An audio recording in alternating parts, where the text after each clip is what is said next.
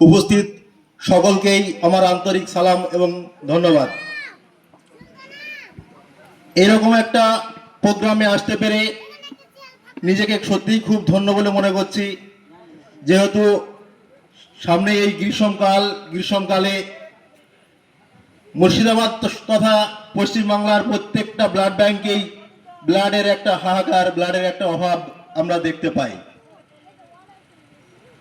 তবে এই ব্লাড কৃত্রিমভাবে কোনো কারখানায় তৈরি করা সম্ভব না, একমাত্র মানব শরীরেই এই ব্লাড তৈরি হয়।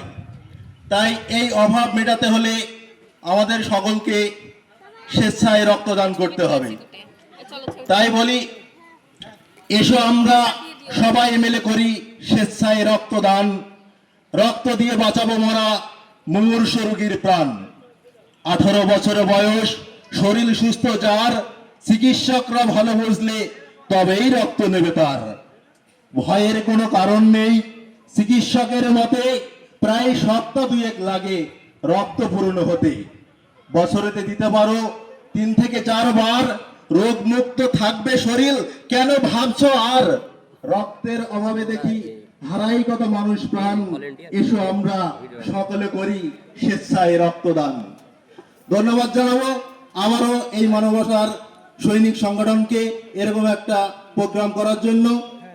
যদি হও রক্তদাতা, বেঁচে যাবে মানবতা, মানবতার সৈনিকগণ। ধন্যবাদ। ধন্যবাদ ওনাকে, খুব সুন্দর একটি কবিতা শোনালেন রক্ত সম্পর্কে।